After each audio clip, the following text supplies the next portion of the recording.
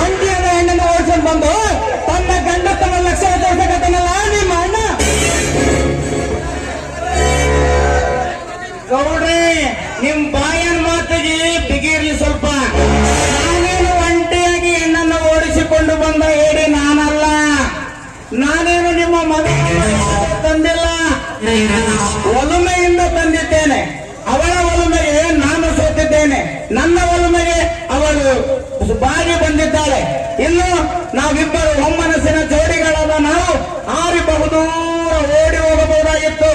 ಆದರೆ ಆ ರೀತಿ ತೋರುವುದು ಏಡಿಗಳ ಲಕ್ಷಣ ಅಂತ ತಿಳಿದು ಈ ಧೀರನಿಗೆ ಅದು ಸೂಕ್ತವಲ್ಲ ಅಂತ ವಿಚಾರಿಸಿ ಒಲಿದ ಹೆಣ್ಣನ್ನು ಧಿಕ್ಕರಿಸದೆ ಅವನನ್ನು ಕೈ ಹಿಡಿದು ಕರೆತಂದು ಮದುವೆಯಾಗಿದ್ದೇನೆ. ಇನ್ನು ಇವಳು ನಿಮ್ಮ ಮಗಳಲ್ಲ, ನನ್ನ ಹೆಂಡತಿ.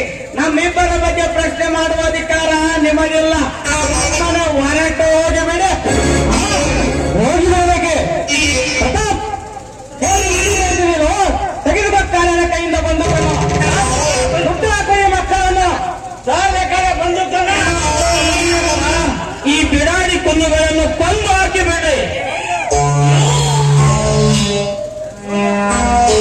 ಅವ್ರ ನಿಮ್ಮ ಅಪ್ಪನೇ ಆಗ್ಲಿ ಅಂತ ಸುಮ್ಮನೆ ಇದ್ದೀನಿ. ಈಗ ನೀವು ಅಪ್ಪನೇ ಕೊಟ್ರಲ್ಲ, ಈಗ ನೋಡಿ ಪ್ರತಾಪನ ಪವರ್.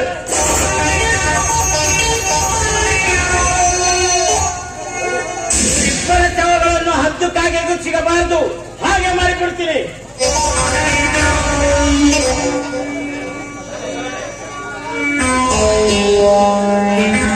ಅಪ್ಪ, ಏನ್ ಮಾಡ್ತಿರ್ವೆ ನೀನು?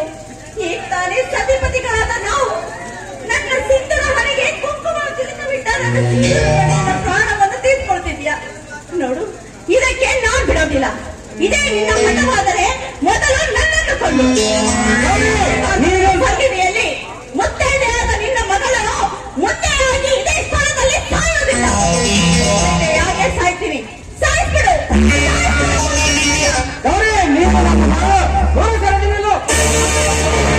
ಆದ್ರೆ ಜಗದೀಶ ನನ್ನ ಪತಿ ತವರು ಮನೆಯನ್ನು ತ್ಯಜಿಸಿ ಗಂಡನ ಮನೆಯ ಬಾಳು ಬೆಳೆಸಬೇಕಾಗಿದ್ದ ಗೃಹಿಣಿ ನಾನು. ಅಂದಮೇಲೆ ನಾನು ಸತಿ ಧರ್ಮವನ್ನು ಪಾಲಿಸಲೇಬೇಕು. ಅಂದಾಗ ನೀನು ನನ್ನನ್ನು ಸಾಯಿಸಿದೆ, ಜಗದೀಶನ ಸಾಯಿಸಿದ್ರೆ ನಿನಗೆ ನನ್ನ ಹೆತ್ತವರ ಮೇಲೆ ಅನಾಹುತ ಮಾಡಿಬಿಟ್ಟ ಮಗಳ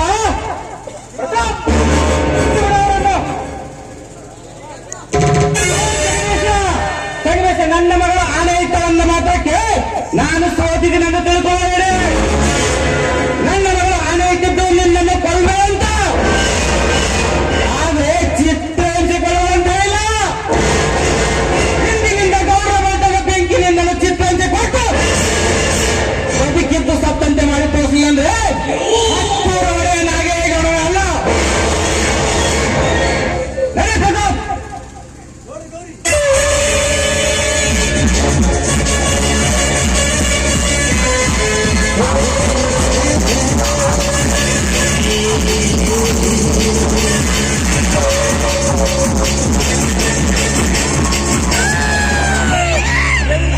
ಮಕ್ಕಳೇ, ನಮ್ಮವ್ವ ಆನೆ ಇಟ್ಟಾಳಂತೇಳಿ ನೀವು ಇದ್ರಿ, ಇಲ್ಲದಿದ್ರ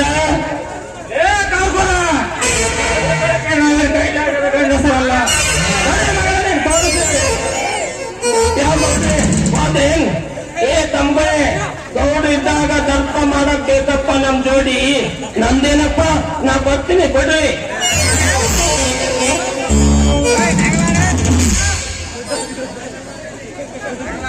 ಹಬ್ಬ ಅಂತೂ ಈ ಗಂಡಾರ್ಥದಿಂದ ಉಳಿಸಿ ಪಾರು ಮಾಡ್ಬಿಟ್ಟ ಈ ಮಲ್ಲಿಕಾರ್ಜುನ.